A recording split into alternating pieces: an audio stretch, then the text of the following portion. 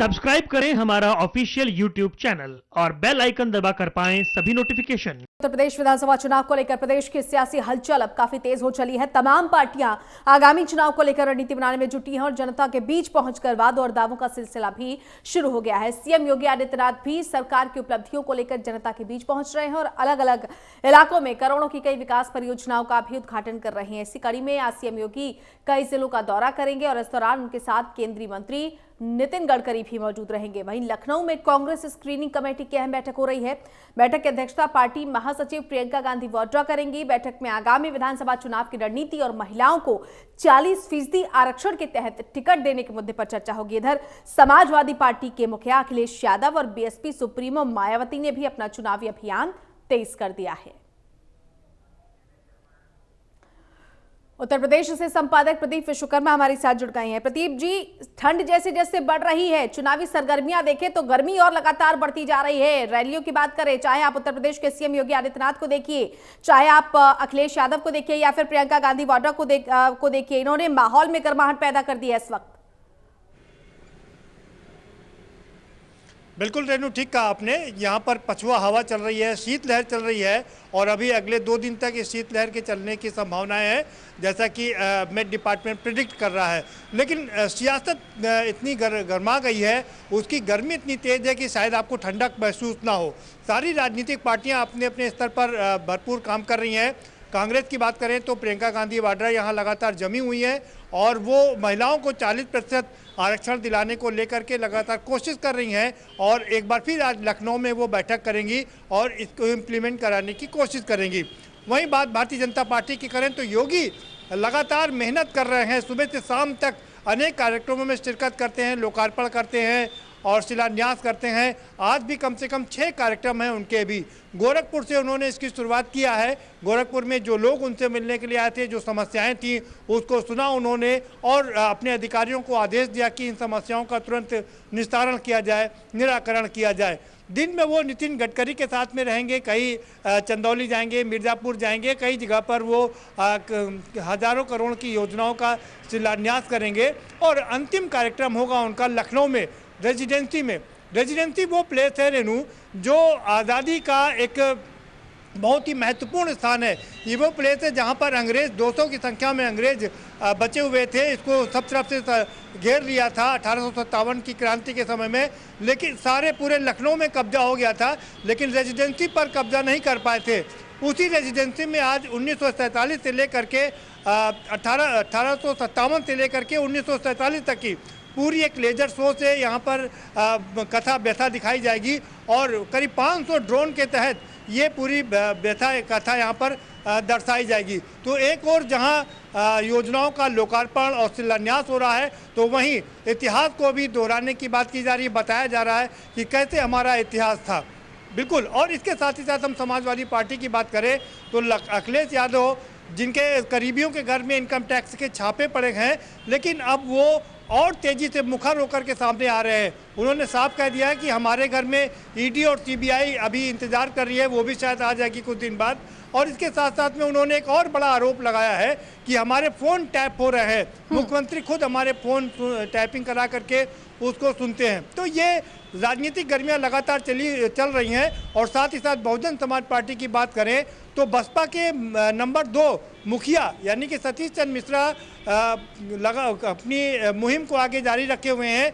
कल भी उन्होंने मोहनलालगंज में एक बड़ी जनसभा की थी और आज भी उनके कई कार्यक्रम लगे हुए हैं। तो सारी राजनीतिक पार्टियां, चारों राजनीतिक पार्टियां अपना पूरा दम खम लगा रही हैं। हालांकि बसपा सुप्रीमो मायावती अभी मैदान में नहीं आई हैं, अभी सतीश मिश्रा ही मैदान में नज़र आ रहे हैं। लेकिन जैसे जैसे थोड़ा समय और नज़दीक आता जाएगा और बसपा सुप्रीमो मायावती भी सामने दिखाई देंगी, तो ये युद्ध थोड़ा और गाढ़ा और गंभीर होता नजर आएगा। प्रदीप, प्रियंका गांधी वाड्रा आज स्क्रीनिंग कमेटी की बैठक की अध्यक्षता कर रही है। कितनी महत्वपूर्ण ये बैठक मानी जाए, क्योंकि आप जानते हैं कि महिलाओं को इस बार उन्होंने फ्रंट पर रखा हुआ है, लड़की हूँ लड़ सकती हूँ का नारा दिया है। ऐसे में स्क्रीनिंग कमेटी में क्या कुछ और महत्वपूर्ण होने वाला है आज? बिल्कुल। देखिए, स्क्रीनिंग कमेटी में जो उम्मीदवार हैं जो टिकट मांग रहे हैं उनका निरीक्षण किया जाएगा, उनका परीक्षण किया जाएगा कि किसको टिकट दिया जाए और कैसे उसमें से जो उन्होंने वादा किया है कि 40% महिलाओं को इसमें आरक्षण दिया जाएगा, उन 40% महिलाओं को टिकट इसमें दिया जाए। सवाल ये कि क्या 40% महिलाएं टिकट मांग रही हैं, ये सबसे बड़ा सवाल है। और अगर मांग रही हैं तो क्या वो टिकट उनको दिए जाएंगे, उस पर वो मोहर लगाएंगी आज प्रियंका गांधी वाड्रा। दूसरी बड़ी बात यह है कि क्या वो जिताऊ उम्मीदवार होंगी या सिर्फ प्रियंका गांधी वाड्रा अभी एक ज़मीन तैयार कर रही हैं। और लगातार कल भी उन्होंने एक स्टोरी सुनाई, एक अपनी महिला की स्टोरी सुनाई, उसको अपना मित्र बनाया और कैसे बताया, उसके जरिए लोगों को संदेश देने की कोशिश की कि लड़कियां पढ़ नहीं पा रही हैं, उनको शिक्षा नहीं मिल पा रही है, कैसे वो महिला जंग लड़ रही है अपनी बेटी को शिक्षा दिलाने के लिए। तो महिलाओं पर वो फोकस कर रही हैं। क्या ये वर्ग उनकी ओर पूरी तरीके से आकर्षित होगा, क्या ये राजनीति में एक नया परिवर्तन लाएगा, ये देखना काफ़ी दिलचस्प होगा। इसमें कोई शक नहीं है कि महिलाओं के लिए वो कांग्रेस लगातार फोकस करती रही है। हम अगर पंचायत चुनाव की बात करें तो आरक्षण देने का काम भी उन्होंने किया था और उसके बाद लोकसभा में भी बिल लेकर के आए थे। राज्यसभा में 33% आरक्षण का बिल पास कराया था जो अभी भी पड़ा हुआ है, लोकसभा में पारित नहीं हुआ है। 33% आरक्षण अभी मिला नहीं है और 40% आरक्षण देने की बात कर रही हैं। तो ये अपने आप में बड़ा सवाल है कि क्या ये एक गेम चेंजर साबित हो सकता है। उसकी आज स्क्रीनिंग यहाँ पर खुद प्रियंका गांधी वाड्रा लखनऊ में करेंगे। प्रदीप जी, मेरा अगला सवाल ये है, जिस तरह से बीजेपी की अगर हम बात करें, जन विश्वास यात्रा की शुरुआत की गई, जेपी नड्डा कह रहे हैं कि हमें गन्ना पसंद है और अखिलेश को जिन्ना पसंद है। यानी एक तरीके से ये तय है कि अपना जो एजेंडा है उस पर बीजेपी फ्रंट फुट पर उसको रख रही है, चाहे आप हिंदुत्व की बात कर ले या फिर विकास की बात कर ले। दूसरी तरफ अखिलेश यादव हैं, जिस तरह से उनको रैलियों में अपार भीड़ दिख रही है, कह रहे हैं यही भीड़ 5 कालिदास मार्ग जो है उस पर एंट्री का रास्ता तैयार करेगी। अब किसके दावों में कितना दम है ये आने वाला वक्त बताएगा, लेकिन लड़ाई जो है वो अपने चरम पर है। बिल्कुल रेनू, ठीक कहा आपने। बिल्कुल लड़ाई एकदम दो लोगों के बीच में लड़ाई एकदम चरम पर है, अखिलेश और भारतीय जनता पार्टी के बीच में। और भारतीय जनता पार्टी ने भी माना कि समाजवादी पार्टी से ही उनकी लड़ाई है।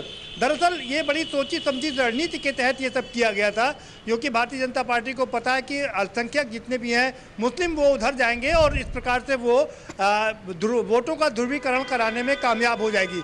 लेकिन अभी तक भारतीय जनता पार्टी अपनी इस मुहिम में कामयाब नहीं हो पाई है। लगातार कोशिश कर रही है कि जिन्ना को आगे रखा जाए और लाल टोपी के साथ साथ में जालीदार टोपी बताया जाए, पैजामा बताया जाए। कोई भी कोशिश ऐसी नहीं छोड़ रही है जिससे कि वोटों का ध्रुवीकरण ना हो सके। लेकिन अभी तक फिलहाल ये ध्रुवीकरण होता नजर नहीं आ रहा है। एक और बात हम आपको बता रहे हैं कि प्रधानमंत्री लगातार उत्तर प्रदेश का दौरा कर रहे हैं। दिसंबर की अगर हम बात करें तो अब तक 6 दौरे वो कर चुके हैं। कल एक बार फिर से वो उत्तर प्रदेश के दौरे पर होंगे, इलाहाबाद में होंगे, संगम की नगरी में होंगे कल वो, और वहाँ से भी नया संदेश देने की कोशिश करेंगे।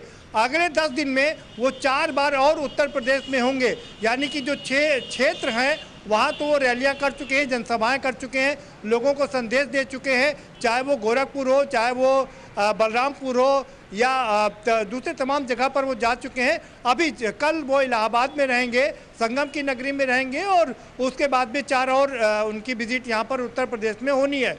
तो कोई कोर कसर नहीं छोड़ रही है। जेपी नड्डा भी यहाँ पर हैं, स्मृति ईरानी भी उतर आई हैं और लगातार सारे बड़े नेता यहाँ पर अपना, राजनाथ सिंह से लेकर के तमाम बड़े नेता अपना दौरा यहाँ पर लगा करके काम कर रहे हैं। उधर कांग्रेस की अगर हम बात करें तो कांग्रेस भी थोड़ी बहुत अपनी उपस्थिति दर्ज कराने की कोशिश कर रही है। प्रियंका गांधी वाड्रा यहाँ पर हैं और राहुल गांधी भी 2.5 साल बाद अमेठी गए थे, लोगों से अपने आप को कनेक्ट करने की कोशिश कर रहे थे। अब अपने आप को हिंदू बता रहे हैं। वो कह रहे हैं कि मैं हिंदू तो हूँ लेकिन हिंदुत्ववादी नहीं हूँ। अब वो कैसे दोनों का डिफरेंस जनता तक पहुंचा पाएंगे ये भी अपना देखना काफी बिल्कुल, और जनता उसको कितना स्वीकार कर पाती है आने वाले वक्त में साफ हो जाएगा। बहुत बहुत धन्यवाद, बहुत बहुत शुक्रिया प्रदीप विश्वकर्मा जी इन तमाम बातों को हम तक पहुंचाने के लिए।